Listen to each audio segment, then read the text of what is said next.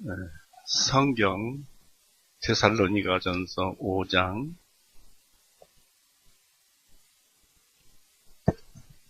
11절에서부터 마지막 절까지 읽어보시겠습니다.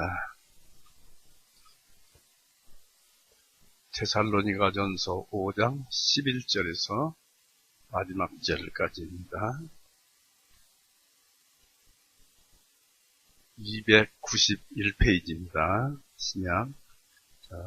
읽어봅니다. 이러므로 너희가 하고 있는 것 같이 서로 위로하고 서로 세워주라. 형제들아, 우리가 너희에게 간청하노니 너희 중에서 수고하고 주님 안에서 너희를 감독하며 너희를 훈계하는 이들을 알아. 그들이 하는 일로 인하여 사랑 안에서 그들을 극진히 존경하고 너희는 서로 화목하라. 형제들아, 이제 너희에게 권면하노니 무질서한 자들을 훈계하여 의지가 약한 사람들을 위로하며 힘이 없는 자들을 붙들어주고 모든 사람에게 오래 참으라. 아무에게도 악을 악으로 갚지 말고 오직 너희 자신들 뿐만 아니라 모든 사람들에 대하여 영원히 선한 것을 따르라. 항상 기뻐하라. 쉬지 말고 기도하라. 모든 일에 감사하라. 이는 그리스도 예수님 안에서 너희에 대한 하나님의 뜻이기 때문이라. 성령님을 억누르지 말라. 예언하는 것을 멸시하지 말라. 모든 것을 입증하여서 선한 것은 굳게 붙들고 그 악은 모든 모양이라도 멀리하라. 평강의 하나님께서 너희를 완전히 거룩하게 하시고 너희의 모든 영과 혼과 몸이 우리 주 예수 그리스도께서 오실 때까지 흠이 없이 보존되기를 내가 하나님께 기도하노라. 너희를 부르시는 분은 신실하시니 그분께서 또한 그것을 행하시리라. 형제들아, 우리를 위하여 기도하라. 거룩한 입맞춤으로 모든 형제들에게 문안하라. 내가 주님으로 인하여 너희에게 부탁하노니 이 편지를 모든 거룩한 형제들에게 읽혀지게 하라. 우리 주 예수 그리스도의 은혜가 너희와 함께 있을지어다. 아멘. 기도하시겠습니다. 언제나 우리에게 사랑을 베풀어 주시며 그 은혜 가운데서 우리를 인도하시고 또 지도하시며 또 우리에게 모든 은혜로서 주님을 찬송하게 해주시오니 참으로 감사합니다. 아무리 세상이 험악해도 그것은 한낱 아무것도 아닌 하나님의 피조물에 불과하고 우리는 살아계시는 하나님과 동행을 하니 세상에 두려울 것도 없고 또 어려울 것도 없습니다. 그러나 아직 우리가 성화가 덜 되었습니다. 최상의 사람이라도 부분적으로 성화되어 간다 하였사오니 우리가 아직도 배워야 할 것이 많고 주님께서 주시는 양식을 받아서 먹어야 할 그 양식이 많은 줄 압니다. 오늘도 그와 같은 좋은 말씀을 우리에게 주시고 우리로 하여금 주님을 찬송하게 하여 주시옵소서. 그리고 육신적으로는 이 세상의 전쟁과 또 온역과 여러 가지 환난과 이런 것들이 우리들 주변에 널려 있습니다. 바라옵기는 우리 교회 형제님들과 그 가족들과 또 우리들이 아는 성도들이 아는 모든 친족들, 친지들 그들도 보호하여 주옵시고 그들을 주님께 인도하여서 주님의 참 자녀가 되는 그런 은혜도 베풀어 주시옵소서. 언제나 주님만 의지하오며 우리를 사랑하시는 우리 구주 예수 그리스도 이름으로 아버지께 기도 올렸사옵나이다. 아멘. 네, 반갑습니다. 이 데살로니가 전서 5장은 사도 바울의 전서의 5장 마지막 부분입니다. 그래서 끝부분 28절에 우리 주 예수 그리스도의 은혜가 너희와 함께 있을지어다 라고 기록되어 있습니다. 먼저 11절에 이러므로 너희가 하고 있는 것 같이 서로 위로하고 서로 세워주라 했습니다. 이것은 예수님께서 10절 말씀에 주님께서 우리를 위해 죽으심은 우리가 깨든지 자든지 주님과 함께 살게 하심입니다. 그래서 모든 그리스도인들은 깨든지 자든지 주님과 함께 지금 살고 있으니까 11절에 이러므로 너희가 그렇게 하고 있는 것 같이 서로 위로하고 서로 세워주라고 여기 기록되어 있습니다. 우리가 깨든지 깨든지 자든지 주님과 함께 살고 있으니까 또 살게 하십니다. 했거든요. 그래서 이 주님과 우리가 지금 현실적으로 현재 살고 있는 것은 사실입니다. 그런데 그것을 볼 수 있는 방법, 그것을 아는 방법이 다른 것이 없어요. 믿음밖에 없어요. 믿음으로 볼 수 있고 믿음으로 알 수 있는데 그 실체 사실은 예수님과 함께 우리가 살고 있다라는 것입니다. 그래서 로마서 6장에도 너희가 산 줄로 알라 그런 말씀도 하셨고 그래서 우리는 현재 주님 안에서 하나님 안에서 살고 있습니다. 이제 그것을 알기까지는 많은 시간이 걸리겠지만은 그냥 있는 그대로 우리가 살고 있다. 믿음과 믿음의 눈으로 또 믿음의 귀로 믿음의 머리로 이런 것을 알 수 있습니다. 우리가 형제로서 서로 사랑하고 위로하며 세워주라고 하셨죠. 형제라면 서로 긴밀한 관계를 지니고 있으므로 서로 짐을 나누어 짊어져야 할 의무에 대해서 권면해야 하고 상대의 형제의 그 덕성에 관한 지능을 열어서 깨우쳐 줘야 할 것이라고 11절에 말을 했습니다. 교회 성도들은 스스로에 대하여 또한 상대방에 대하여 권면하고 위로를 해야 합니다. 왜냐하면 하나님의 말씀이 처음 주어졌을 때도 이러한 방법으로 주어졌기 때문입니다. 우리는 여기서 자신을 스스로 위로할 수 있는 사람은 다른 사람들도 위로할 수 있고 또 그러한 마음을 지니게 된다는 사실을 알 수 있습니다.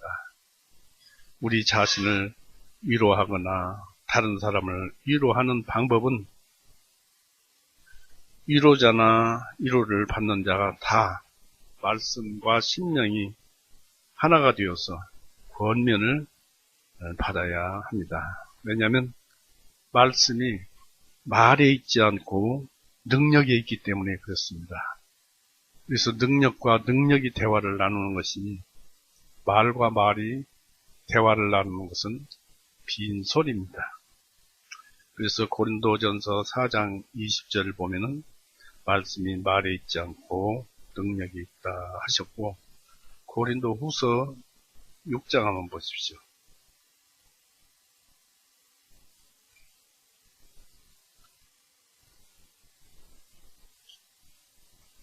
고린도 후서 6장 18절에 18절에 보면 나는 너희에게 아버지가 되고 너희는 내 아들들과 딸들이 되리라 전능하신 주가 말하노라 하셨느니라. 능력으로 하나님께서 말씀을 하셨기 때문에 아들과 딸이 될 수 있다는 것입니다. 우리도 이런 능력을 받았기 때문에 이 말씀의 능력을 이해하는 것입니다. 그런 말씀은 덜어 나옵니다만, 따라서 우리는 말을 할 때 하나님의 말씀을 하는 것 같이 온 마음을 쏟아부어서 일을 해야 합니다. 베드로전서 4장 11절 한번 보십시오.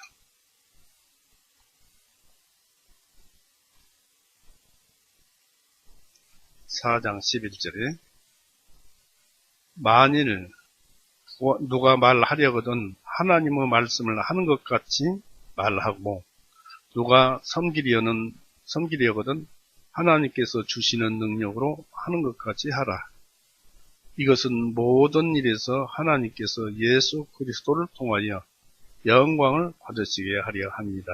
라고 하였습니다.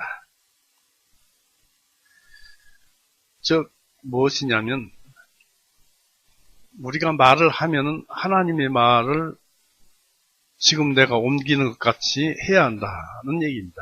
그리고 하나님께서는 우리 안에 계시고 우리를 구워보시고, 그러니까 하나님의 말로 말을 하는데 거짓말을 할 수가 없겠죠. 또 말을 할 때 그냥 빈말로 하지 않냐고 능력으로 하니까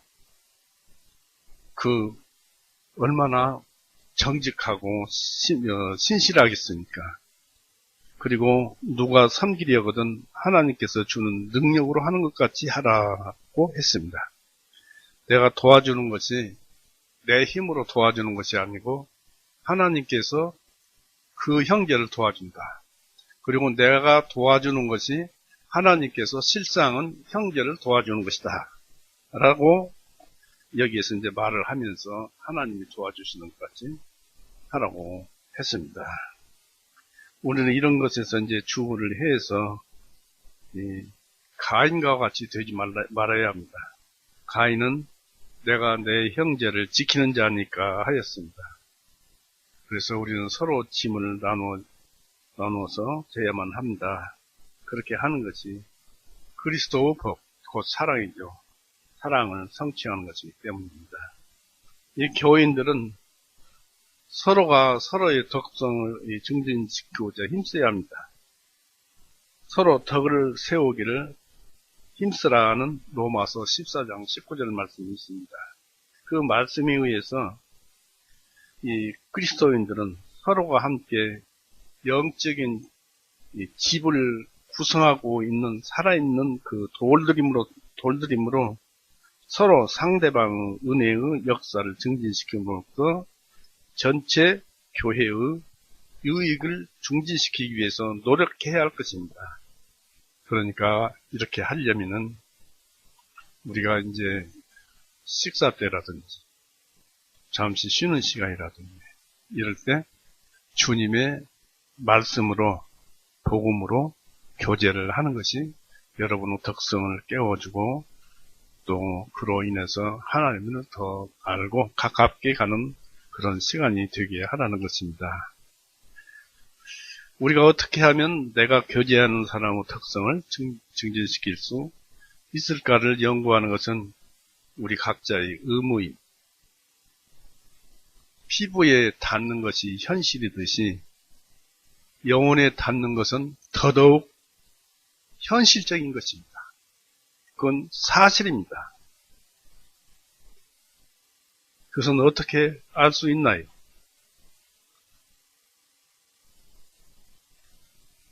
우리는 믿음의 눈으로 보고 믿음의 귀로 듣고 믿음의 입으로 말을 하는 것이죠.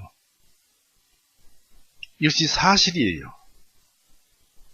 그래서 우리는 서로서로 우리의 성경에 관한 지식과 성령이 주시는 경험에 관하여 대화해야 합니다. 이런 것을 알려. 이것이 성도들의 참다운 교제인 것입니다. 우리 교회도 그래야 합니다. 이제 이 바울은 데살로니가 교회의 사역자들에게 행해야 할 그들의 의무를 보여줍니다. 12절, 13절 한번 보십시오. 5장 12절 13절. 형제들아, 우리가 너희에게 간청하노니 너희 중에서 수고하고 주님 안에서 너희를 감독하며 너희를 훈계하는 이들을 알아. 그들이 하는 일로 인하여 사랑 안에서 그들을 극진히 존경하고 너희는 서로 화목하라. 이렇게 기록되어 있습니다. 이 바울은 비록 그 교회에서, 데살로니가 교회에서 멀리 떨어져 있었지만 그들 가운데서 수고하는 다른 사역자들이 있었던 것입니다. 그래서 교인들과 그들 사역자들에게 어떤 의무를 행할 것을 권유하였습니다. 복음의 사역자들의 수고가 어떠한 것이었는지를 기억하라고 합니다. 이 사역자들은 자기들이 마땅히 지내야 할 그 존귀하고 명예로운 그 명칭에 대해서만 신경을 쓰는 것보다는 그들이 소명받은 의무와 일에 대해서 더욱 마음을 써야 합니다. 그들의 사업은 하나님의 사업이므로 매우 값지고 명예로우며 유익한 것입니다. 사역자들은 자기 교회의 성도들 가운데서 수고하되 부지런해야 하며 기운이 지나기까지 그리해야 합니다. 그들은 말씀과 가르침을 위해 수고해야만 합니다. 디모데전서 5장 17절 한번 보십시오.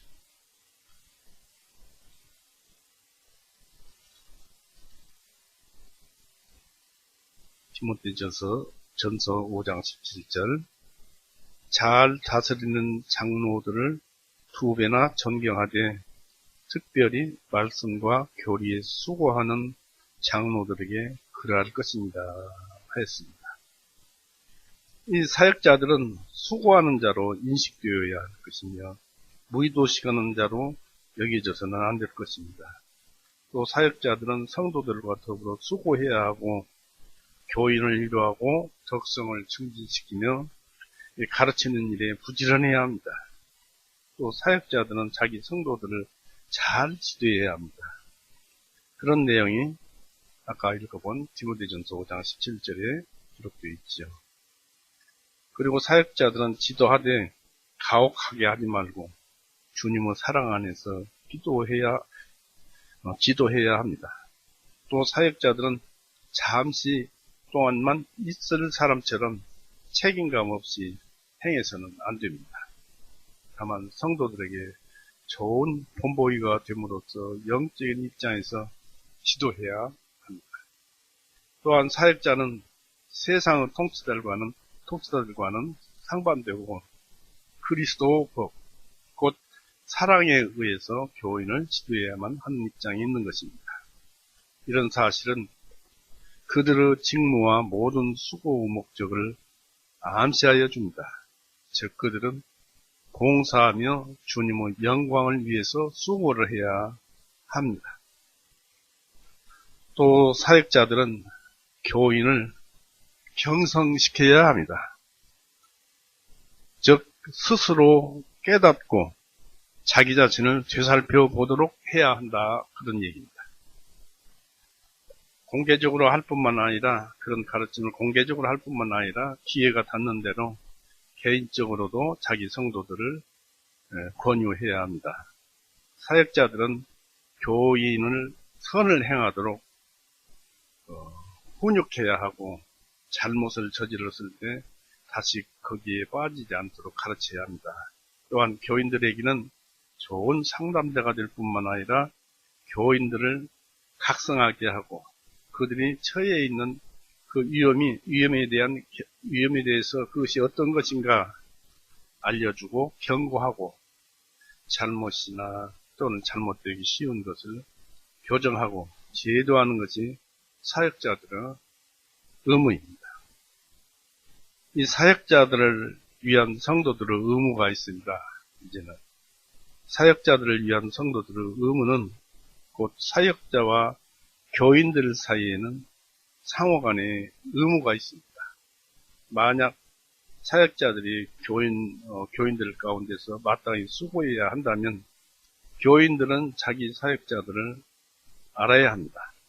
목자가 자기 양떼를 알아야 하는 것처럼 양떼들도 자기 목자를 알아야만 합니다. 그들은 사역자의 인품을 알고 그의 말을 청종하고 존중하며 가르침과 다스림과 권위에 대해서 존중심을 가져야 합니다. 또 교인들은 그들의 사역자들을 사랑 안에서 존경해야만 합니다. 그들은 목사직을 소중히 여기고 사역자들을 존경하고 사랑하며 적절한 방법으로 존경과 애정을 표해야 합니다. 이런 것은 그들의 수고에 대한 마땅한 일입니다. 이제 우리 교회는 그런 일에 있어서는 잘 되어가고 있는 것으로 압니다. 그리고 목자들의 임무는 그리스도의 영광과 교인들, 영혼의 그 행복을 증진시키는 것이기 때문입니다. 사역자들이 타인들에게 자신을 영예롭게 여기라고 주장하지 않더라도 신실하고 근면한 사역자들에게는 자연스럽게 영예가 주어지는 것입니다. 히브리서 13장 한번 보십시오. 대체적으로 신실한 사역자들은 이렇죠. 히브리서 13장 17절을 보십시오. 너희를 치리하는 자들에게 순종하며 스스로 복종하라. 그들은 너희 혼들을 위해 깨어있기를 마치 자기들이 반드시 회개할 자, 계산할 자, 회개가 아니라 계산한다 할 때 회개, 반드시 회개할 자인 것 같이 하나니 그들로 하여금 이것을 기쁨으로 하게 하고 슬픔으로 하지 아니하게 하라. 이는 너희에게 유익이었기 때문이라고 하였습니다. 여기서 한 가지 알 것은 이 한 교회의 사역자에 대한 명칭이 세 가지로 나옵니다. 하나는 목사, 하나는 장로, 또는 감독으로 이렇게 나오는데 에베소서 4장 11절에는 목사로 나오고 있습니다. 그건 왜 그러냐면 요한복음 21장 15절, 16절, 17절에 보면은 베드로가 예수님을 3번 부인했죠. 예수님께서 그것을 들어서서 내가 나를 사랑하느냐 라고 묻습니다. 그러면서 사랑한다고 그러니까 내 양을 먹이라. 킹제임스에서는 15절, 16절, 17절에 3번에 걸쳐서 내 양을 먹이라고 기록되어 있고 개역성경에서는 먹이라, 치라, 먹이라 이렇게 기록되어 있습니다. 이 먹이라는 것은 치라는 말이고 목동들이 양떼를 먹이는 것처럼 그 먹이라, 즉 영혼을 먹이라는 것이죠. 그래서 목동, 목자. 그래서 거기에서 따와서 목동이면 아이들이잖아요. 또 목자라고 하면은 가르치는 좀 사람을 낮추는 것이니까 스승사자를 써서 목사라고 부르게 되었습니다. 그리고 이제 디모데전서 5장 17절에는 다스리는 자로 되어 있고 또 빌립보서 1장 1절이라든지 디모데전서 3장 한번 보십시오.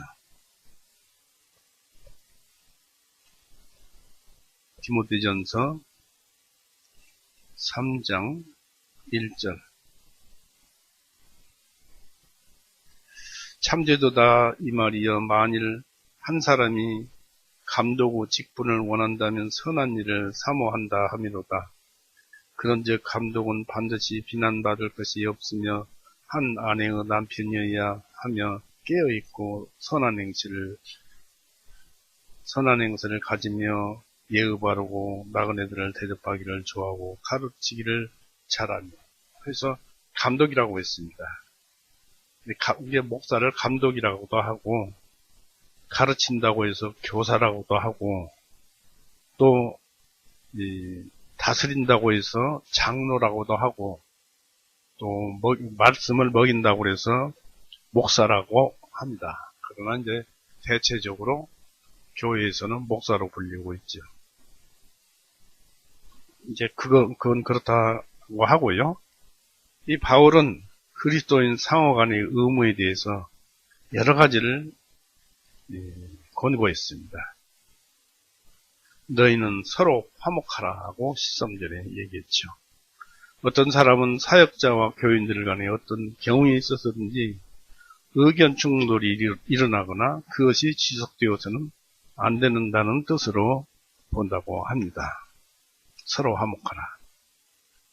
그러한 불화는 교인들에 대한 그 목자의 수고와 훈계가 열매 맺는 것을 저해하는 것으로 입증될 뿐입니다.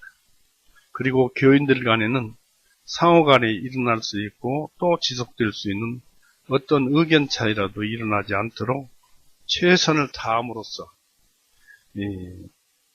평화와 조화를 보존하기 위해 온갖 적절한 대비책을 강구함으로 그들 가운데 평화를 지속시켜야 합니다.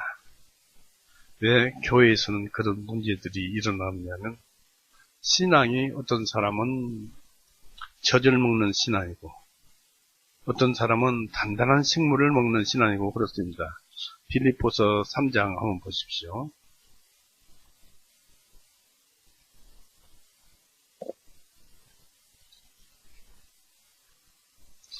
빌립보서 3장 14절 보세요. 우리 교회는 그런 일이 없죠.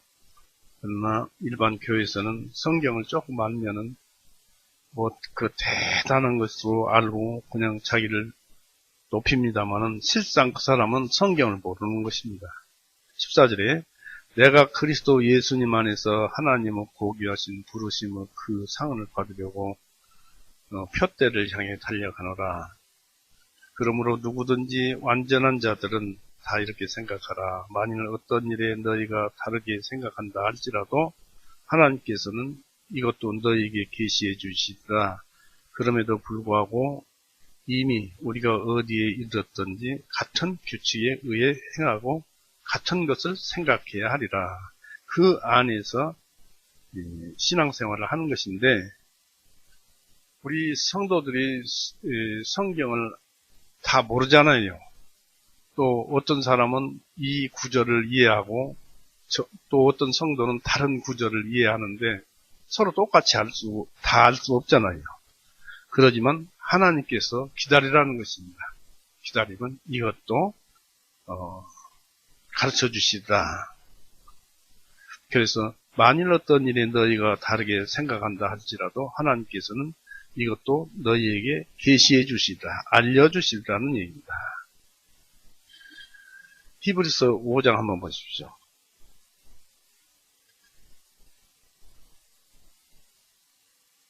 히브리서 5장 11절부터 보겠습니다.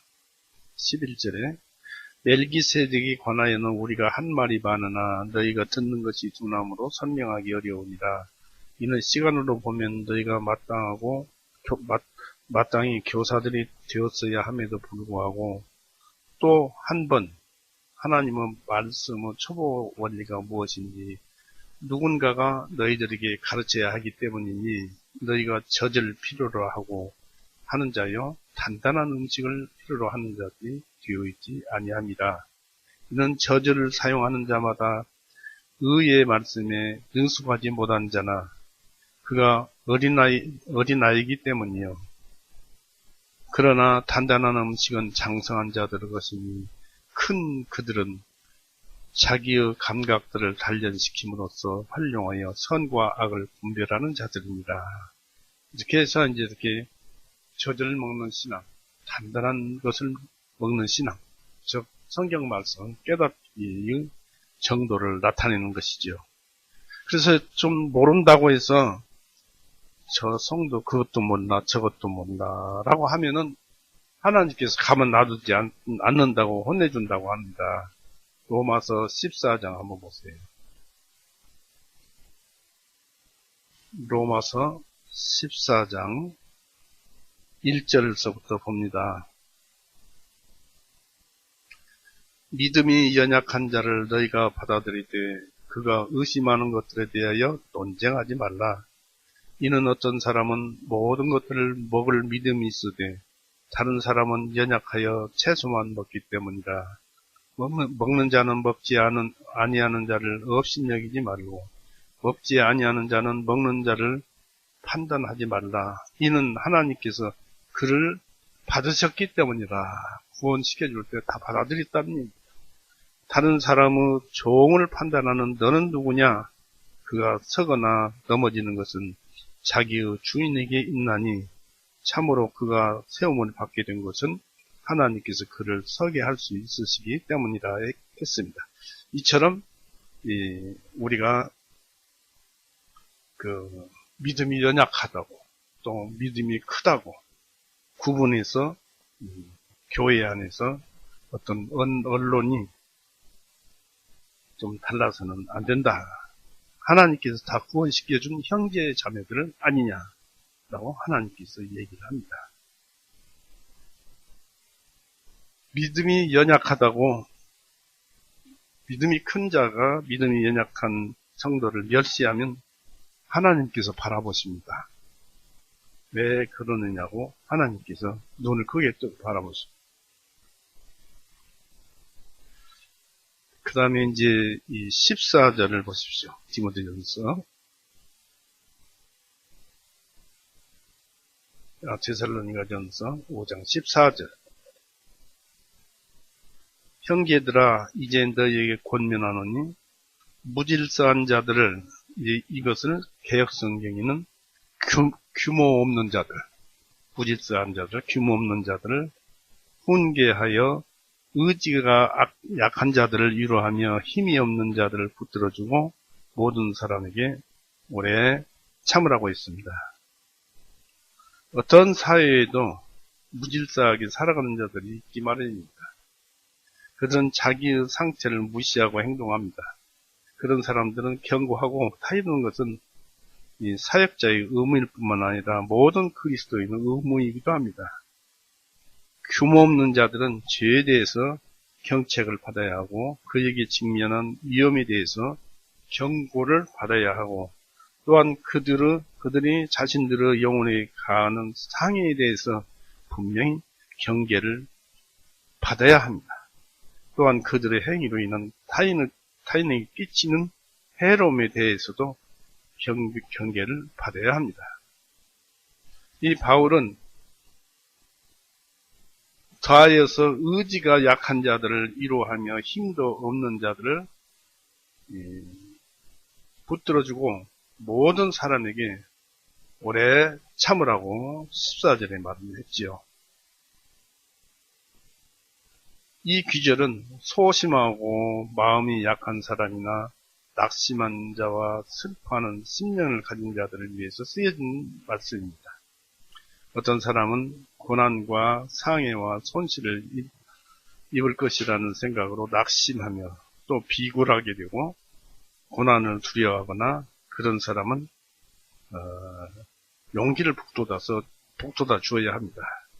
그런 자에게는 이 친절한 위로의 말 한마디가 얼마나 큰 도움이 되느냐 하는 것입니다. 우리가 그것을 알지요. 성경은 아무것도 염려하지 말고 하나님께 믿기만 하라고 했습니다. 하나님께 믿고 하나님께 나의 모든 것을 맡겨버리라는 것입니다. 너희가 누구를 두려워하느냐? 죽을 사람들을 두려워하느냐? 하나님을 두려워하지 않느냐? 하나님을 믿어라. 그러면 하나님께서 다 이루어주신다는 것입니다. 그래서 우리는 살아가면서 힘들고 어려울 때 기도하면서 저는 못하겠습니다. 제 처지를 살펴주옵소서라고 하나님께 기도하십시오. 그러면 모든 것을 아는 하나님께서는 다 그 생각을 알려주십니다. 육신의 것이라도 기도하면은 하나님께서는 들어주실 것이 있고 안 들어주실 것이 있고 거기에 대해서 응답을 해줄 것입니다. 그래서 이 14절에 보니까 힘이 없는 자들을 붙들어주고 라고 했습니다. 어떤 사람들은 자기에게 주어진 일을 잘 수행하지 못하고 자기의 짐을 잘 감당하지 못합니다. 그러므로 우리는 그들을 붙잡아주고 그들의 허약함을 도와주고 짐을 같이 들어줘서 그들로 감당할 수 있게 해줘야 합니다. 그런 사람들을 붙잡아주고 강하게 해주는 것, 그 자체가 하나님의 손길이요. 도움을 주는 그 사람은 하나님의 영광 안에서 하나님과 함께 행하고 함께 일하고 있는 것입니다. 남을 돕는다든지 남에게 이로움을 준다는 것은 그건 하나님이 행하시는 거예요. 우리가 선한 마음을 가진다면 그것은 하나님께로서 선한 마음이 온 것이고, 우리가 악한 마음을 가졌다면 그것은 사탄으로부터 온 것이고, 그러니까 선한 마음으로 남을 도와준다는 것은 하나님께서 그 사람을 도우는 일을 시작하신 거예요. 나를 사용해서 선한 일을 하는 거예요. 나도 또 그 생각에 함께 동행을 해서 그 일을 하는 것입니다. 그러니까 하나님이 나와 같이 있잖아요. 그래서 하나님이 내 안에 살아계시고 나는 하나님이 살아있다는 것이 그냥 믿음으로 그냥 잘 모르겠다 하는 것이 아니고 사실이다. 그것을 어떻게 하느냐? 믿음의 눈으로 본다. 믿음의 귀로 듣는다.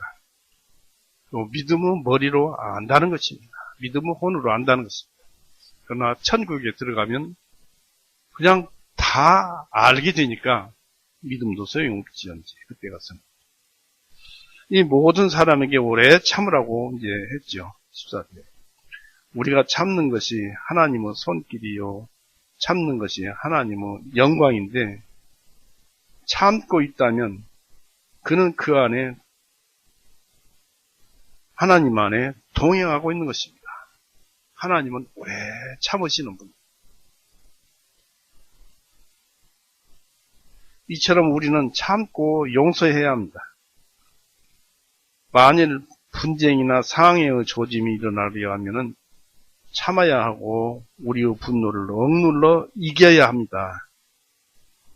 그래야 돼요. 화가 나면 화를 가라앉혀야 합니다.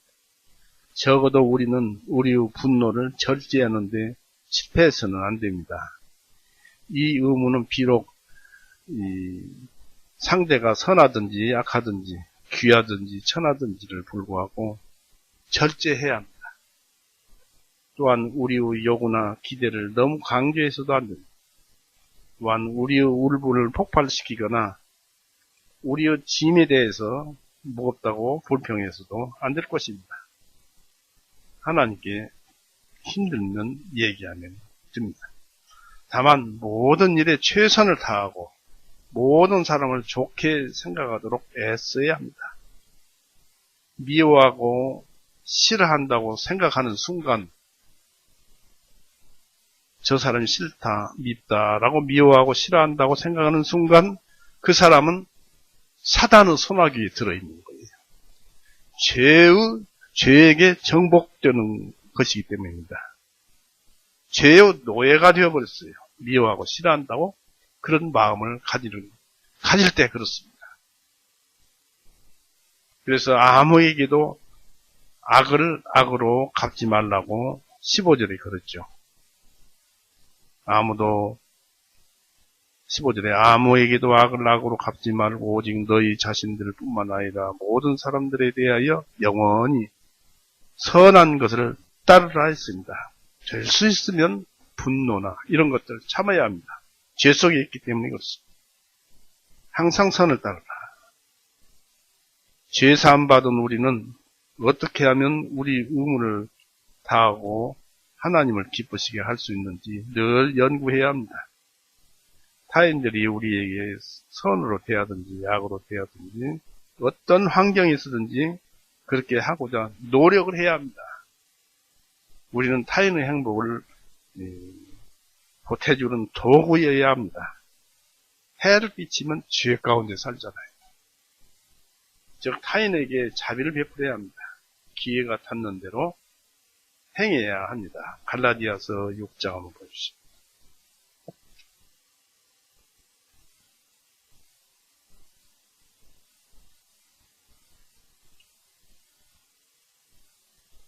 갈라디아서 6장 10절에 그러므로 우리는 기회가 있는 대로 모든 사람들에게 선을 행하되 특별히 믿음의 가족들에게 할 것입니다. 했습니다.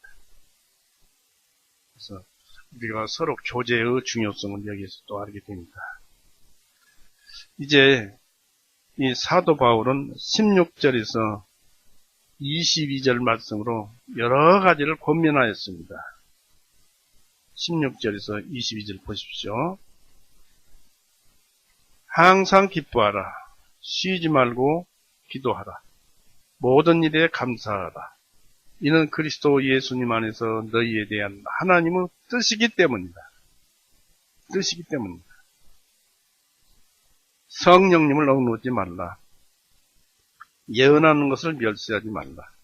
모든 것을 입증하여서 선한 것은 굳게 붙들고 악은 모든 모양이라도 멀리하라고 했습니다. 이걸 잘 기억해 두어야 합니다.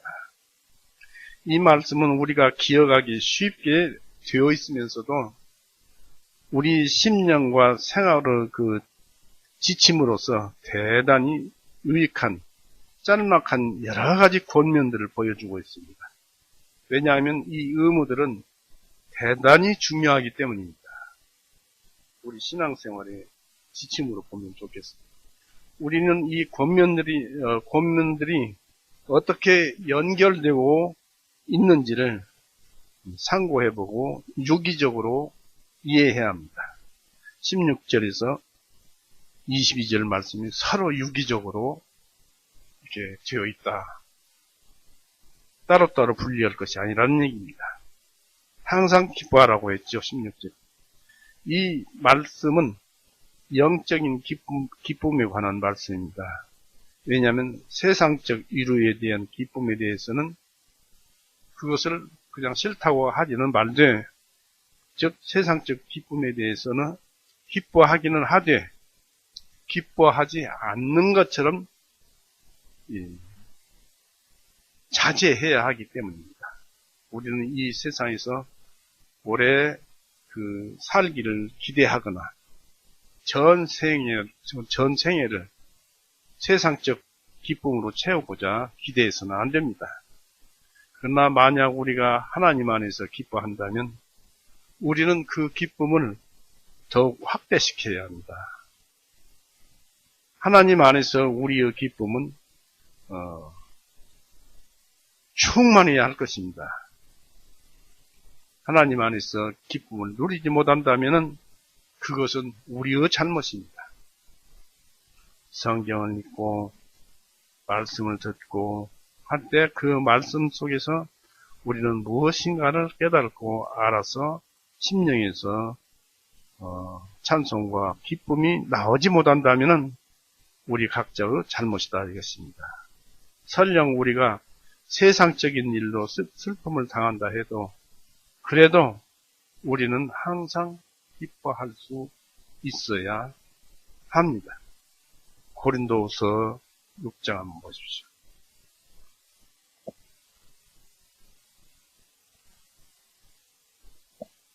고린도후서 6장 8절에서부터 10절 말씀입니다. 고린도후서 6장 8절 영예와 수치와 비난을 받거나 칭찬을 받아도 그리하였느니라. 우리는 속이는 자 같으나 진실하고 이름 없는 자 같으나 요명하고 죽은 자 같으나 보라 우리가 살아있으며 징계를 받는 자 같으나 죽임을 당하지 아니하고 슬퍼하는 자 같으나 항상 기뻐하고 가난한 자 같으나 많은 사람을 부유하게 하고 아무것도 없는 자 같으나 모든 것을 소유한 자로다 했습니다. 하나님께서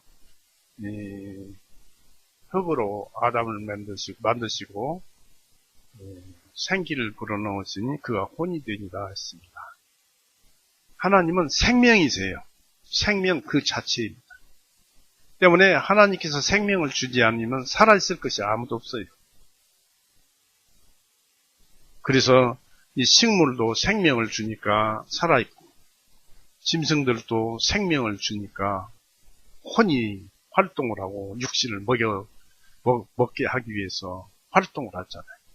사람도 생명을 주니까, 근데 사람은 달라요. 영혼에게 생명을 줬어요. 육신을 생명. 그래서 영혼이 육신을 활동하게 하고, 혼을 활동하게 하고, 육신을 활동하게 해서 생명을 유지합니다. 그래서 영혼이 이 육신과 분리가 되면 죽잖아요. 즉 떨어지는 것이 생명과 분리되는 것인데, 왜냐하면 생명이 영에 있기 때문에 그렇습니다. 그래서 영혼이 안 죽잖아요. 지옥을 가든지 천국을 가든지. 하나님은 생명입니다. 그 생명 속에서 우리가 생명을 얻어서 살고 있다는 것, 이건 놀라운 사실입니다. 하나하나를 따져보면 대단한 것입니다. 이 세상은 놀랄만한 세상입니다. 신앙적인 삶은 기쁨의 생활이며, 이것은 끊임없는 기쁨의 삶임을 우리는 기억해내야 합니다. 쉬지 말고 기도하라고 했습니다. 17절에는 쉬지 말고 기도하라. 우리가 더욱 기뻐하게 되는 방법은 쉬지 않고 기도하는 것이라는 사실을 알아야 합니다. 기도하는 순간에 기쁘고, 기뻐하는 순간에 기도가 되는 것입니다. 만약 기도에 힘쓴다면 더욱 기뻐하게 될 것입니다. 우리는 틈나는 대로 기도하면서 끊임없이 순간적인 기도를 계속해야 합니다. 우리는 항상 기도하고 실망하지 말아야 합니다. 육적인 기도라도 하나님은 모른 채 하시지 않습니다. 그 육적인 기도를 선한 영적인 기도로 바꾸어서 응답해 주십니다. 또한 기도의 실증을 느끼지 말고 계속 기도해야 합니다. 기도가 찬양에게 삼키운 바 되는 그런 세계가 올 때까지, 즉 우리가 지금은 기도를 하지만은 천국에 들어가면은 찬송밖에 없잖아요. 찬양밖에. 그런 세계가 우리에게 올 때까지 그렇게 기도해야 합니다. 이 말씀은 기도 외에 아무것도 하지 말라는 뜻은 결코 아닙니다. 그러나 다른 어떤 일을 한다는 이유로 기도가 방해받아서는 안 됩니다.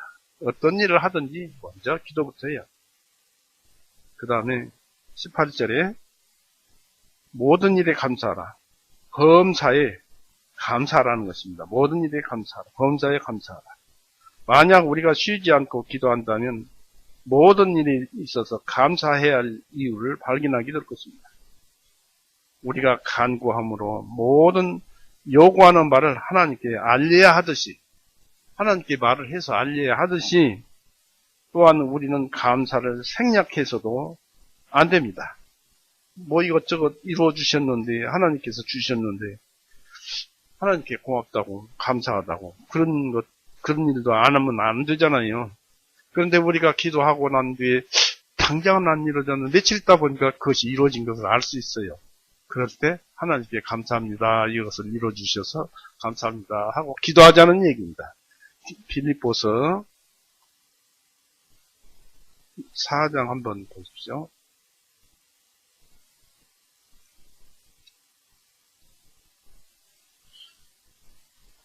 4장 6절에 아무것도 염려하지 말고, 벌써 이 자체가 감사하죠. 기쁘고. 아무것도 염려하지 말고 오직 모든 일에 감사함으로 기도하고 간구하라. 너희의 구하는 것들을 하나님께 말씀드리라 했습니다. 그러면 어떻습니까? 7절에 보니까 그리하면 모든 총명을 초월하시는 하나님의 평안이 그리스도 예수님을 통해서 예수님이 일을 하시죠. 그리스도 예수님을 통하여 너희의 마음과 생각들을 지키신다. 예수님은 우리 안에와 계세요. 성령님과 함께 우리 안에와 계시고, 하나님은 또 예수님 안에서 우리 안에 계시면서 우리 안에와 계시는 것입니다. 성령님이 계신다면 하나님이 계신 것이고, 하나님이 계신다면 성령님도 계시고 예수님도 계시고 그러는 것입니다. 지금. 그래서 모든 총명을 초월하시는 하나님의 평안이 그리스도 예수님을 통하여 너희의 마음과 생각들을 지키시리라 했습니다. 두려워할 것 없습니다. 어렵더라도 내 마음이 안 된다, 참 안 될 거야, 힘들다, 안 된다 하더라도 하나님께 기도하세요. 왜냐하면 하나님께서 다 좋은 것, 나쁜 것 골라서 그 사람에게 유익한 것으로 응답해 주십니다. 그리스도인의 그 아주 기막히게 좋은 것이 여기에 있어요.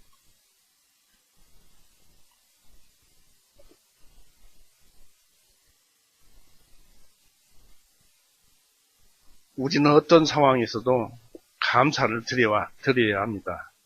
우리가 번창할 때와 마찬가지로 가난하고 어려울 때라도 감사해야 합니다. 왜냐하면 살아있는 자체가 감사니까요. 이 세상에 어떻게 내가 존재를 합니까? 내가 이 세상에 산다는 그 자체가 대단히 감사한 것입니다. 나 같은 사람은 이 세상에 딱 한 사람밖에 없어요. 우리는 어떤 환경도 그것이 내게 주어진 최상의 것이라니 생각하고 감사해야 합니다. 그러니까 주어진 조건이 어떠하든지 하나님께서 나에게 주신 최고의 좋은 것이라고 생각하고, 아니 생각을 하라는 그 자체는 이 성경에서 말씀하시는 것은 진리니까 그 자체가 좋은 거예요. 그래서 감사해야 합니다. 그러니까 기도를 안 할 수가 없죠. 우리가 하나님께 대해서 어떤 경우에 처해서도 이 불평을 삼가려고 한다면은 우리는 하나님에 대해서 불평할 이유를 결코 찾아낼 수 없을 것입니다. 또 항상 이 찬송과 감사를 드릴 조건을 더욱 많이 가지게 될 것입니다.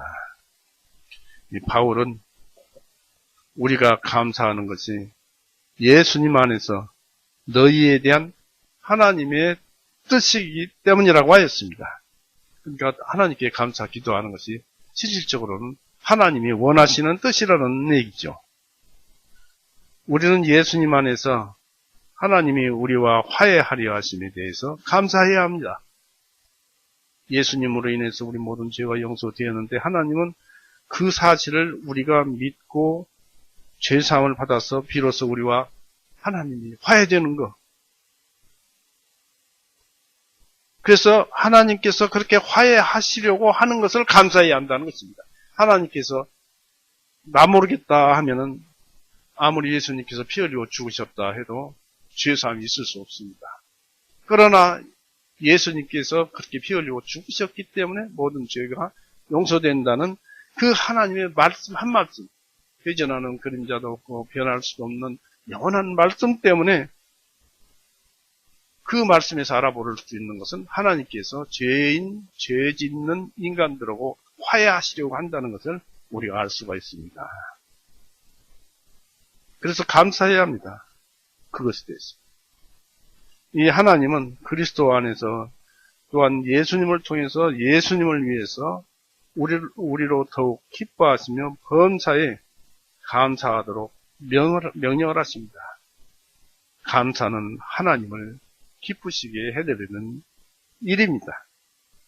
우리는 하나님 안에 있고, 하나님은 내 안에 있고, 또 내 영의 생명이 있는데 하나님은 나의 영의 생명이 되고 생명을 주셔서 내가 살았고, 그 살아있는 내가 살아있잖아요. 살아있는 내가 마지막 때에는 이거에 대해서 할 말이 많은데요. 우리가 부활하잖아요. 이 혈육을 가지고 있던 육신은 버려버리고, 버리는 것이 아니라 예수님께서 오셔서 변화를 시켜서 영적인 육신으로, 죄 없는 육신으로 변화시켜서 우리의 영혼, 죄 없는 영혼과 결합시켜서 깨끗한 영혼으로 하나님을 찬송하게 하는, 기뻐하고 행복하게 하는 그런 일을 하십니다. 그렇기 때문에 우리는 무조건 하나님께 감사하고 또 그 안에서 우리가 하나님의 생명을 받았다는 사실을 알 수 있어요. 왜냐하면 예수님께서 골고다에서 피 흘리고 죽으신 것은 육신이 죽으셨고 그로 인해서 우리 모든 죄를 용서하셨고, 그렇다면 이 죄가 용서된 사람들은 믿었으니까, 우리는 죄가 용서되었으니까 우리 육신은 안 죽어야 할 거 아닙니까? 그런데 죽어야 하잖아요. 죽잖아요. 피디어내면. 그러나 이 더러운 육신은 죽되 안 죽게 하기 위해서 예수님 따라서, 예수님처럼 우리에게 이 부활 육신을 이미 가지고 있기 때문에, 부활 육신을 가지고 있기 때문에 살아있는 것입니다. 그래서 천국으로 가는 거예요. 영이 합쳐져서. 그때를 기다리고 있고. 그런 것이 그 안에 들어있어요. 성경은 참 놀랍습니다만은, 그래서 현재 우리가 살아있는 것이 사실이다. 믿음으로 본다. 믿음으로 안다는 거죠.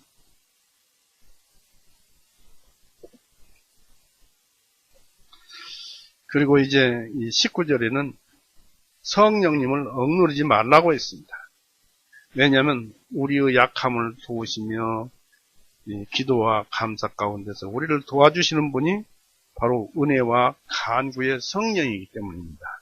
성령이 모든 일을 하시잖아요. 그리스도인들은 성령과 불로 침례를 받아야 한다고 말씀드리고 있습니다. 성령은 불처럼 역사하여 인간의 영혼을 빛나게 하고 소생시키고 깨끗하게 순결하게 합니다. 우리는 이런 거룩한 성령을 억누르지 않도록 주의해야 합니다. 우리가 죄를 탐닉할 때 성령이 가리워지듯이 성령을 억누르는 것입니다. 가리워지듯이 우리가 우리 영혼을 분발시키지 않는다면 동시에 우리 안에 모든 것을 성령의 지시에 일치시키지 않는다면 우리는 성령을 소멸하는 것이 아니고 성령을 억누르게 될 것입니다. 이 사실을 갈라디아서 5장에서는 잘 표현했습니다. 갈라디아서 5장 한번 보겠습니다.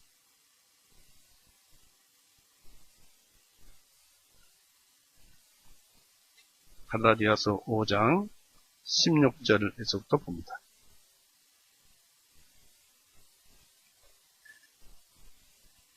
16절, 내가 이것을 말하노니 성령님을 따라서 행하라.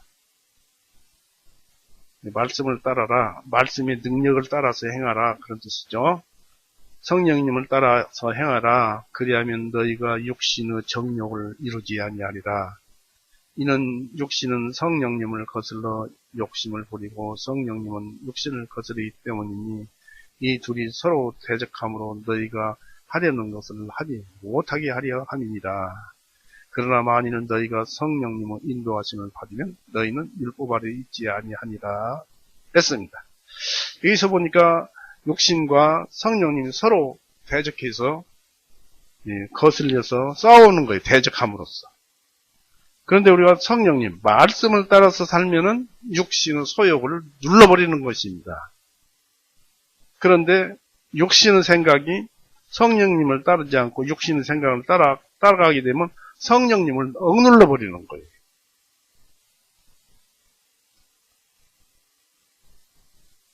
그래서 이런 것처럼 성령을 소멸하지 말고 성령을 억누르지 말고 말씀에 따라서 살자, 그런 얘기입니다.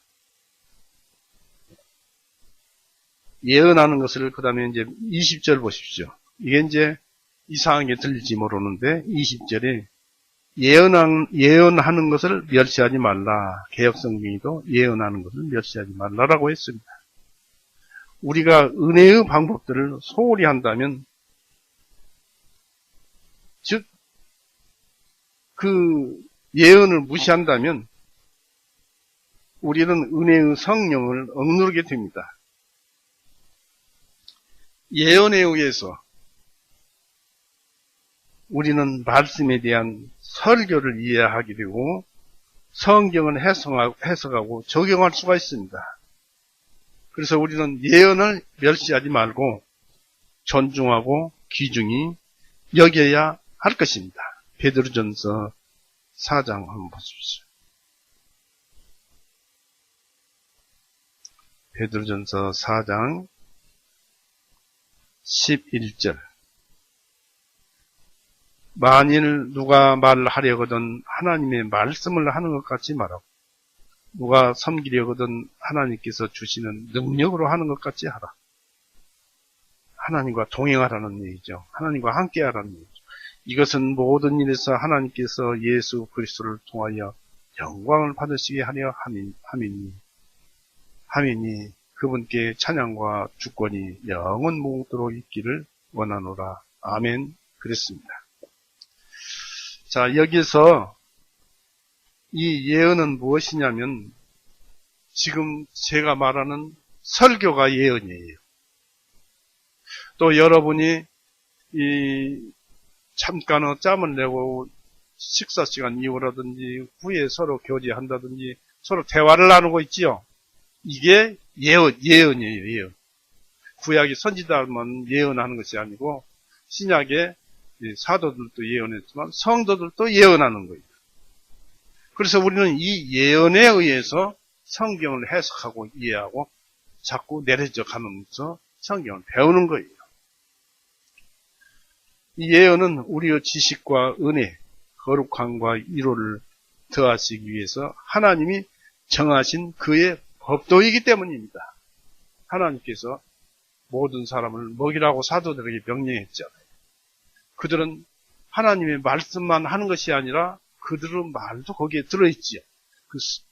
예수님의 말씀을 설명하기 위해서 말한 것이 사도들의 예언이었어요.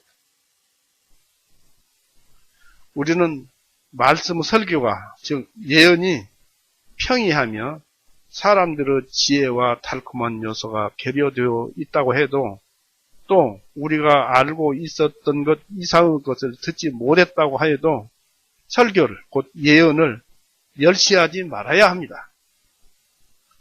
우리가 이미 알고 있었던 것들을 들을 때 우리의 마음을 분발케 하고 예언에 대한 우리의 애정과 결단을 촉발함으로써 깨우치기 위해 필요할 때에 많은 관심을 가지고 우리의 의무로 받아들이는 것은 유익하고 또 도움이 되는 것이 예언입니다.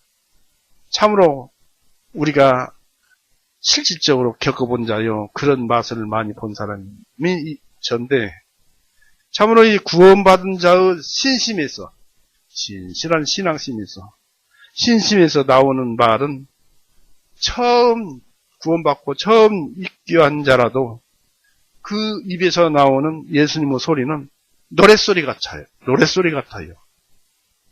오랜 신앙을 가진 사람도 갓 구원받은 사람은 입에서 나오는 소리는 꾀꼬리 목소리 같아요.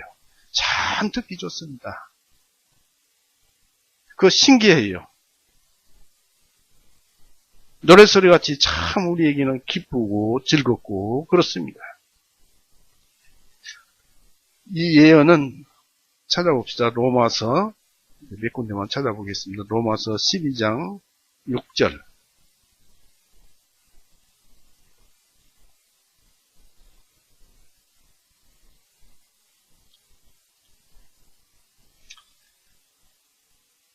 (12장 6절에) 그러므로 우리에게 주신 은혜를 따라 서로 다른 은사들을 가지고 있으니 예언임은 우리가 믿음의 분량대로 예언하고, 그랬죠?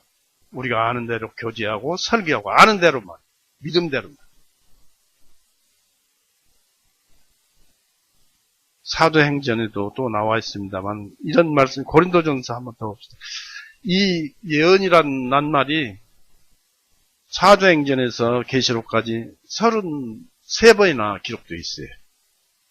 고린도전서 11장 한번 보십시오.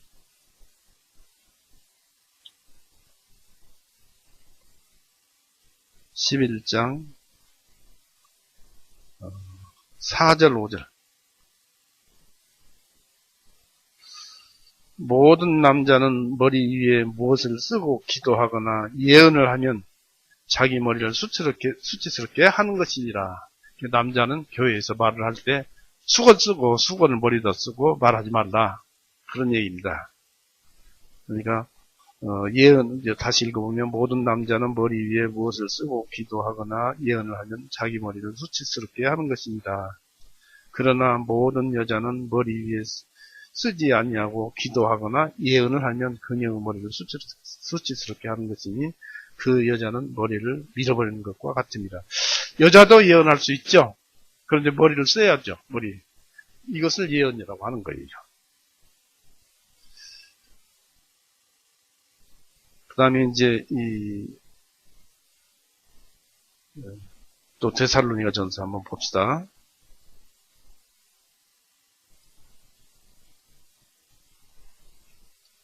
21절을 보십시오. 21절은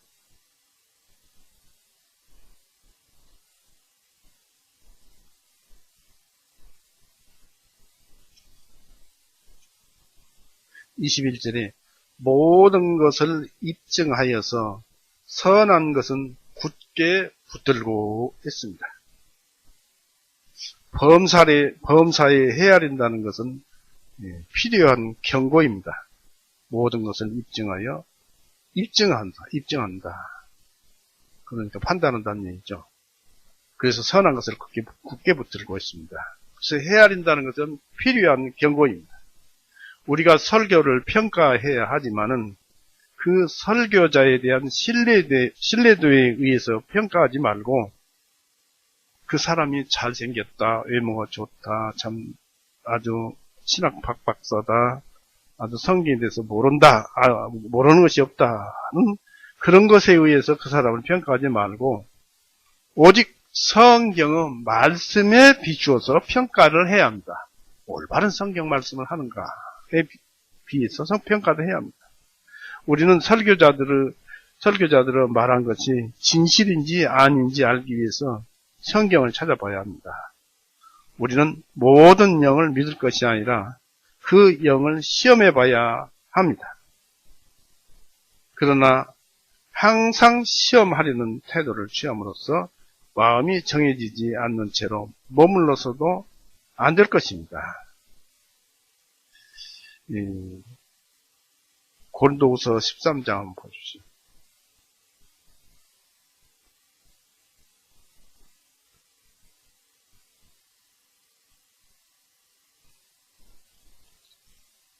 고린도후서 13장 5절. 너희가 믿음 위에 있는지 너희 자신을 살펴보고 너희 스스로 자신을 입증하라. 예수 그리스도께서 너희 안에 계신 줄을 너희 자신이 스스로 알지 못하느냐? 그렇지 아니하면 너희는 버림을 받은 자들이니라 했습니다. 다시 한번 읽어볼게요. 너희가 믿음 안에 있는지 너희 자신을 살펴보고 너희 스스로 자신을 입증하라. 예수 그리스도께서 너희 안에 계신 줄을 너희 자신이 스스로 알지 못하느냐? 거듭난 자, 구원받은 자는 예수님이 다 안에 계시는 거예요. 그 사람 안에, 심령 안에.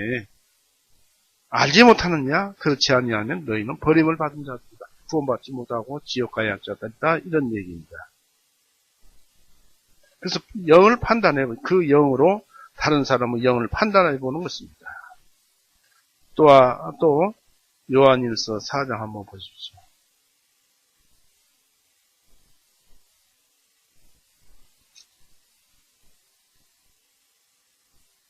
요한일서 4장 1절에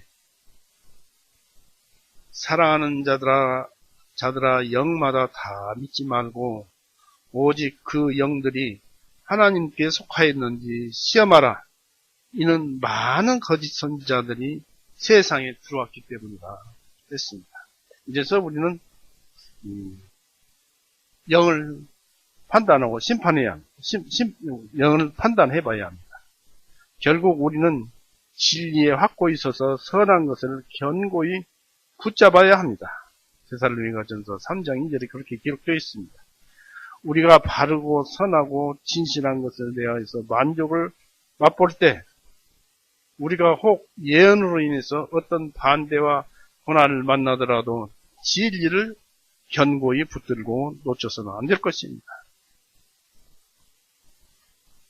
참고로 로마 카톨릭의 그 로마 교황이 이 말을 이렇게 한답니다. 절대 무오하다.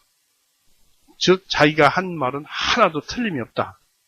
절대 무오하고 절대적 신앙을 가졌고 또 그에게 무조건 복종해야 한다는 가르침은 성경에 입각한 교훈이 아니라는 것을 알아야 합니다.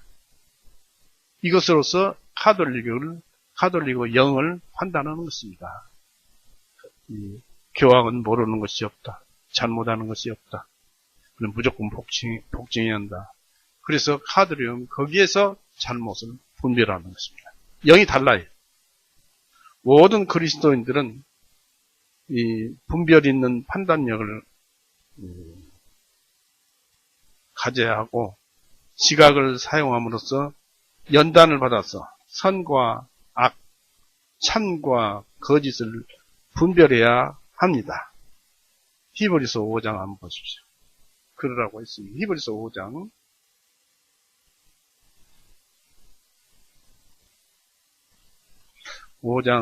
13절 14절 보세요. 이는 젖을 사용하는 자마다 의의 말씀에 능숙하지 못한 자니 그가 어린 아이이기 때문이요. 그러나 단단한 음식을 장성한 자들의 것이니 큰 그들은 자기의 감각들을 단련시킴으로 활용하여 선과 악을 분별하는 자들입니다. 이렇게 우리가 되어가야 한다라는 얘기입니다. 여러 가지 미혹하는 교리에 의해서 이리저리 밀려다니는 어린애와 같이 늘 찾기만 하거나 말씀이 어디가 좋은가 어디가 더 잘하는가 이걸 늘 찾기만 하거나 마음이 흔들려서는 안 된다는 것입니다. 빌립보서 3장 한번 보십시오.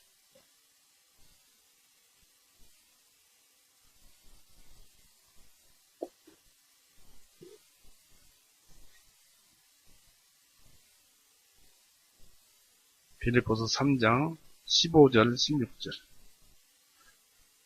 그러므로 누구든지 완전한 자들은 다 이렇게 생각하라. 만일 어떤 일에 너희가 다르게 생각한다 할지라도 하나님께서는 이것도 너희에게 계시해 주시리라.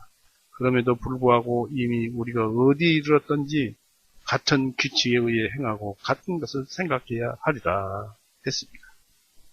또 베드로 후서 한번 또 보십시오. 3장 베드로후서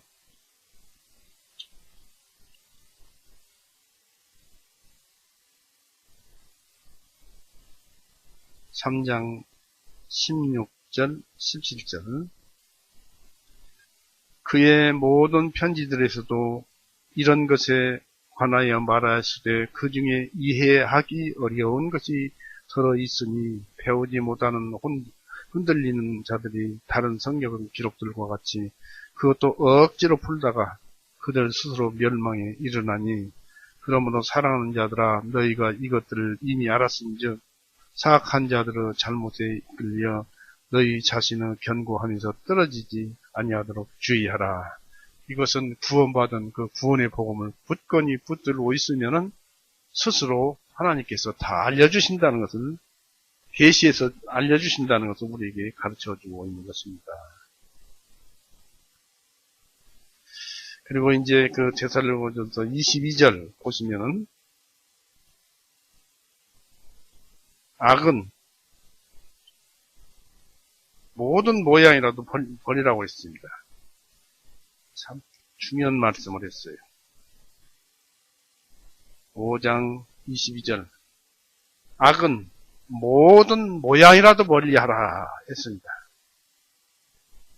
이것은 우리가 거짓교리에 미혹되거나 믿음이 흔들리지 않게 하는 좋은 방법입니다. 예수님께서는 사람이 하나님의 뜻을 행하려면 그 교훈이 하나님에게로부터 난 것인지 아닌지 알아야 한다고 했어요. 요한복음 7장 한번 보십시오.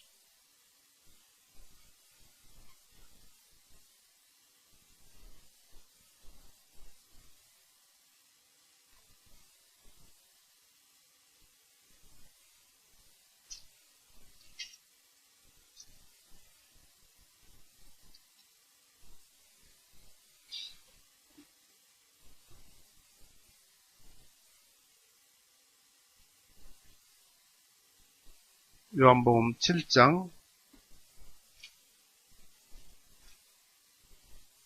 17절 보세요.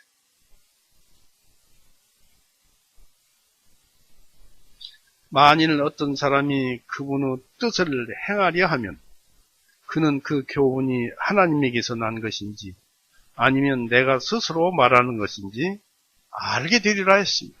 이게 구원받은 자는 다 안다는 것입니다. 곰곰이 들어보면 하나님의 말씀을 이해하고 또 모르는 것은 이제 성도들이 있으니까 가르쳐주지만 아는 데까지 다 알 수 있다. 그런 필요 요소에서 하나님께서는 그 사람의 심령을 열어주시고 진리를 넣어주십니다. 마음 가운데 부정을 채우고 사는 가운데 악을 허용하는 것은 결정적인 과오를 범하게 하는 준비 작업이 되는 것입니다. 반대로 순수한 영혼과 신선한 생활은 인간으로 그것을 살아가는 가운데서 진리를 받아들이게 해줄 것입니다. 그러므로 우리는 악한 것의 모양과 죄와 같이 보이는 것과 죄로 이끌어주는 것과 죄와 비슷한 것들을 버려야 합니다. 죄의 모양을 부끄럽게 여기지 않고 죄의 기회를 멀리하지 않으면 죄의 유혹과 기회가 접근해 오면 피하지 않는 자는 머지않아서 실제로 죄의 행위를 저지르고 말 것입니다.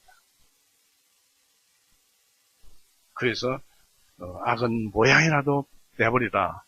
안 내버리면 나중에 그걸 따라서 범죄한다. 이 세상에서 그리스도인이 제가 생각해봐도 그리스도인이 지옥은 안 가지만 죄를 짓고 나면은 하늘에서 하나님 앞에서 얼마나 부끄러울 것인가. 고린도전서 3장 16절인가 15절에 보면은 불로 태움을 받는다고 그랬죠. 금으로 집을 짓는 자, 탈 것으로 짓는 자, 불로 시험해서 전부 타버린다. 그래서 하나님께서 주신 믿음만이 온전히 남는다는 것을 알 수 있습니다. 그때 부끄러울 것입니다. 그리고 그리스도 심판이 있다고 고린도 후서에도 기록되어 있죠. 그리고 이제 23절 한번 보십시오. 이제 23절로 넘어가는데 평강의 하나님께서 너희를 완전히 거룩하게 하시고 너희의 모든 영과 혼과 몸이 우리 주 예수 그리스도께서 오실 때까지 흠이 없이 보존되기를 내가 하나님께 기도하노라 했습니다. 이 바오로 데살로니가 교회를 위한 기도였죠. 이 기도는요. 바울이 하나님께 데살로니가인들을 대신해서 기도한 것은 그들의 성화, 즉 거룩이죠. 거룩하게 해주실 것과 주님이 오실 때까지 흠이 없이 보존되는 것이었습니다. 바울은 교인들이 거룩하게 되고 전 인격이, 그 사람의 정신이 거룩하게 되고 영과 혼과 몸 전체가 온전히 보존되기를 기도하였습니다. 바울은 최상의 인물도 이 세상에 있는 동안은 부분적으로 성화되기 때문에 그들이 완전하게 되기를 기도하였습니다. 참으로 예수님의 사람들은 예수님의 오심을 위해서 온전히 보존되어야 할 것입니다. 사랑으로 나의 인격을 바꿀 것이고 죄 안 짓고 온전하게 우리가 이 세상 사는 삶을 그렇게 살도록 노력을 하고 살아가야 합니다. 그리고 그렇게 하려고 할 때마다 하나님께서 같이 일하십니다. 바울은 하나님께서 자기의 기도를 들어주실 것이라는 것과 예수님께서 바울이 믿음대로 주님께서 이루실 것이라고 24절에 말을 합니다. 24절 한번 보십시오. 너희를 부르시는 분은 신실하시니, 여기 이제 신실하시다는 말씀은 미쁘시니라고 개역성경이 읽어봤죠. 미쁘시니 무슨 뜻이냐면 예수님은 믿음직스럽고 믿었고 신실하시다는 뜻입니다. 그런데 여기 신실하심으로 너희를 부르시는 분은 신실하시니 그분께서 또한 그것을 행하시리라 했습니다. 놀라운 은혜의 말씀을 여기 기록해 주셨는데요. 우리가 구원을 받고 사는 삶은 모든 것이 선물입니다. 우리가 사는 삶이 선물이고 구원받고 사는 삶은 선물이에요. 생활이 선물이에요. 비록 죄를 지면서 사지만은 살아가면서 은혜대로 사는 삶은 선물이잖아요. 선물이에요. 믿음대로만 우리가 살면은 선물을 더 많이 받습니다. 그리고 주님께서 그 모든 것을 선물로 우리의 일생을 삶을 선물로 주실 것이고 그것을 우리의 심령에 이루어 주실 것입니다. 구약에서는 신명기 25장 5절에서 10절 잠깐 읽어보겠습니다. 이런 말씀이 있습니다. 그 형제가 죽었는데 그러면 그 남은 재산은 땅은 팔지도 못하고 사지도 못하니까 나중에 희년이 되면 팔았더라도 빌려줬더라도 희년이 주면 되돌려줘야 합니다. 신명기 25장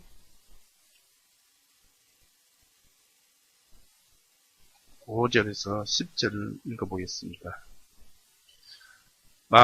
찾았죠? 만일 형제들이 함께 거하는데 그중 한 명이 죽고 자식이 없으면 죽은 자의 아내는 나가서 낯선 자에게 혼인하지 말 것이요 그녀의 남편의 형제가 그녀에게 들어가 그녀를 아내로 삼아 그녀에게 남편의 형제된 의무를 이행할지이다. 그래서 그 형제가 그녀에게 결혼해서 아기를 낳아서 그 여자의 그 아들을 낳으면은 이제 이 아들이 그 형제의 그 형제가 조상이 되는 것이 아니고 남편이 죽었잖아요. 그 남편을 섬기게 하는 것입니다. 비록 형제가 다른 그 형수나 그 형수라든지 그런 데서 낳았다 하더라도 그건 자기 자식이 아니 의무를 이행할지니 그녀가 낳은 맏아들은 죽은 자기 형제의 이름을 이어받게 하여 그의 이름이 이스라엘에서 끊어지지 말게 할지니라 했습니다. 이런 일이 이루어진 것이 있어요. 룻기에 보면 나오미가 나옵니다. 나오미. 한번 찾아보세요. 룻기 사사기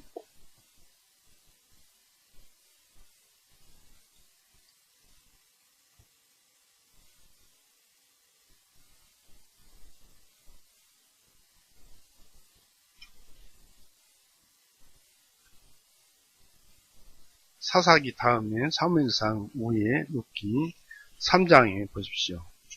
3장에 보면은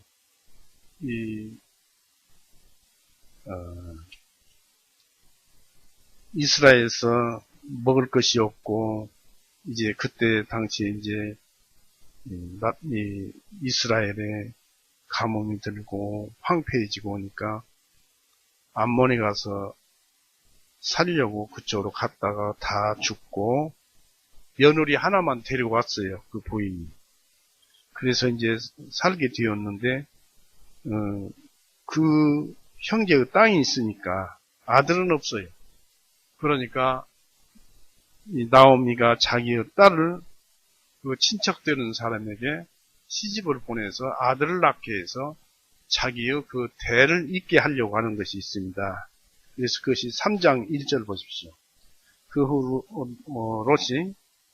롯이 시어머니 나오미가 그녀에게 말하기를 내 딸아 내가 너를 위하여 쉴 곳을 구하여 네가 잘 되게 하여야 되지 아니하겠느냐.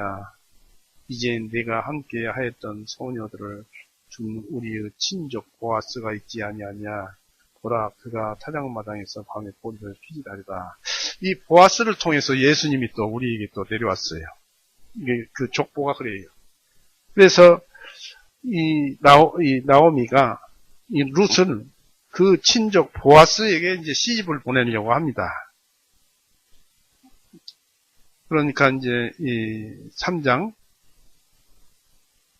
10절 보십시오. 이 보아스도 그 여자를 잘 아는 10절에 그가 말하기를 내 딸아 룻에게 내 딸아 너는 주님의 복이 있도다. 내가 가난하든지 부유하든지 부유하든지 간에 젊은 남자들을 따르지 아니하였습니다. 보아스는 나이를 먹었고 이 여자는 젊었었는데 젊은 남자를 따르지 아니하였습니다. 네가 베푼 친절이 처음보다 나중에 더 많기 때문이라. 내 딸아 이제 두려워하지 말라. 네가 원하는 대로 내가 다 행하리라. 그러니까 이 여자를 불러와서 아내로 삼고 거기에서 자식을 낳으면 그쪽 집안에 대를 잇게 하겠다.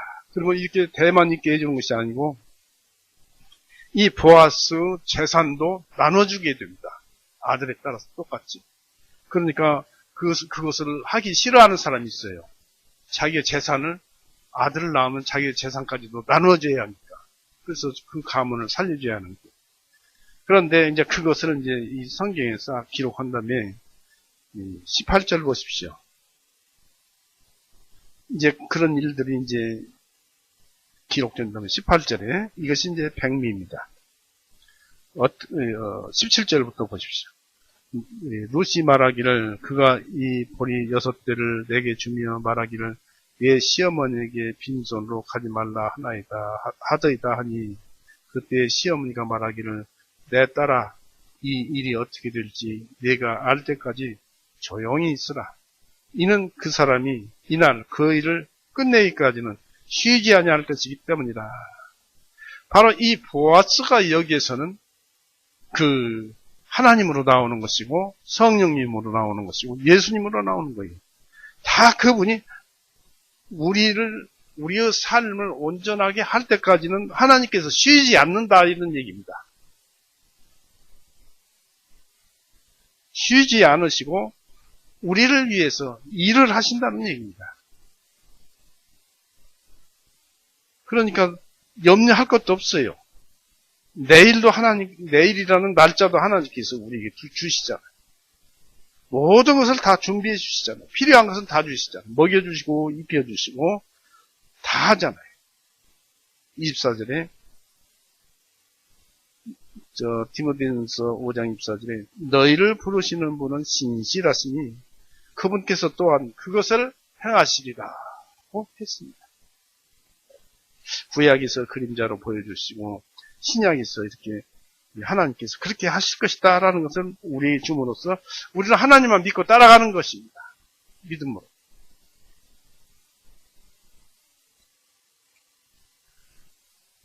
여기서 하나님에 대한 우리의 충성은 우리를 향한 하나님의 신실하심에 의존된다는 사실을 기억을 해야 합니다. 믿어야 하나님을 따라가죠. 하나님은 우리들의 아버지이십니다. 세상의 아비들도 자식을 지극히 사랑하는데 하물며 사랑이 본성인 하나님 아버지께서 어찌 우리를 내버려 두시겠느냐 이것입니다. 그리고 우리는 살아있고 하나님과 함께 살고 있잖아요. 우리 육신의 머리로는 알 수가 없어요. 믿음으로 알고 믿음으로 보지만은 실질적으로는 살고 있어요, 같이. 그래서 속히 이루어질 것입니다. 그래서 우리는 주님만 믿고 살아야 할 것입니다.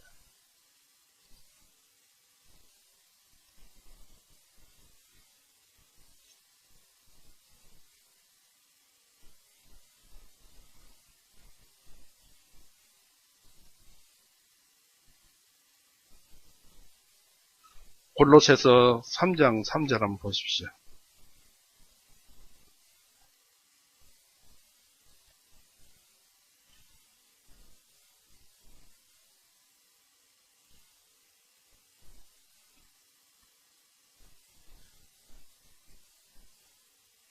이 3절에 이는 너희가 죽었고 우리의 옛사람은 예수님이 골고다에서 피 흘리고 죽으실 때 옛사람 옛생명은 죽었고 너희는 죽었고 또 너희 생명이 부활 생명이 하나님 안에서 그리스도와 함께 감춰져 있기 때문이다. 우리 생명이 하나님 안에 예수님 안에 있다 그런 얘기입니다.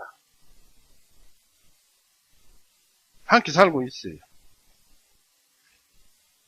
그래서 우리는 모든 것을 염려하지 말고 하나님께만 붙들고 기도합시다. 이제 바울은 자신을 위해서 기도해 줄 것과 또다시 그 데살로니가 교인들에게 하나님의 은혜가 함께 하기를 기도하고 데살로니가 전서를 마쳤습니다. 데살로니가 전서 5장 25절에서 28절 읽고 마치합니다.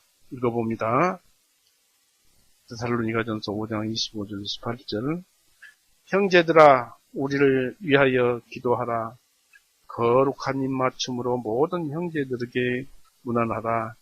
내가 주님으로 인하여 너희에게 부탁하노니 이 편지를 모든 거룩한 형제들에게 일으켜지게 하라. 우리 주 예수 그리스도 은혜가 너희와 함께 있을지어다 하며 아멘. 그랬습니다. 우리는 이 사도 바울의 기도가 우리 안에 이루어져서 이미 있습니다. 예수 그리스도가 우리 안에 와 계시고 또 은혜가 항상 임하고 있고 하늘에서 한없이 내리고 있습니다. 그래서 이 예수님만 믿고 세상 근심 걱정은 다 버리고 또 기도하면서 성경 읽어보면서 그러면서 원하는 거 있으면 무조건 하나님께 기도하고 부탁해 보십시오. 저도 이제 한동안 집에서 밥상머리에서 많이 기도를 합니다만은 소원하는 것이 있었어요. 그런데 조금씩 빛이 보이기는 합니다만은 그것도 아직 장담해서는 안 되죠. 이루어주셔야 이루어주시는 것이지. 그러나 좋은 쪽이든지 나쁜 쪽이든지 그것은 저에게 최선입니다. 하나님께서 주시는 것이기 때문에. 그냥 그저 따를 뿐이죠. 오늘은 이렇게 해서 마칠까 합니다. 같이 기도 드리시겠습니다. 살아있는 많으신 하나님 아버지, 오늘도 주님의 은혜 가운데서 이 한 시간을 주님의 말씀을 입으로 옮겨서 전하였습니다. 그러나 부족하고 또 잘못 표현한 것도 들어 있으리라고 봅니다. 그러나 듣는 심령에 주님께서 역사하셔서 올바르게 심령 안에 전해지고 들어가게 하여 주시옵소서. 모든 것은 주님의 능력에 따라서 이루어지는 줄 압니다. 주님, 그리고 저희 교회 주님께서 알다시피 이 세상이 믿음이 식어지고 또 사랑이 식어지고 참으로 힘든 그 여건 속에서 우리가 이렇게 신앙생활을 합니다. 주님께서 우리에게 기쁨을 더하여 주시옵소서. 이제 원하옵기는 세상의 환난과 고난이 곧 다가오는 줄 압니다. 지금 평안하다 안전하다 하면서 그저 나태한 마음을 가질 것이 아니라 좀 더 전략하고 좀 더 마음을 낮춰서 준비하고 오직 주님의 주시는 마음대로 살아가도록 우리를 준비시켜 주옵소서. 그리고 우리를 알게 모르게 도와주시고 기도해 주시는 분들 주님 기억하여 주시옵소서. 우리 교회 형제자매들과 우리 가족들과 그 가족들, 지인들 모두를 주님께서 지켜주시고 보호하여 주옵소서. 언제나 주님만 의지하고 주님만 믿으며 우리를 죄에서 영원히 구원해 놓으신 바로 우리 구주 예수 그리스도 이름으로 아버지께 기도 올렸사옵나이다. 아멘.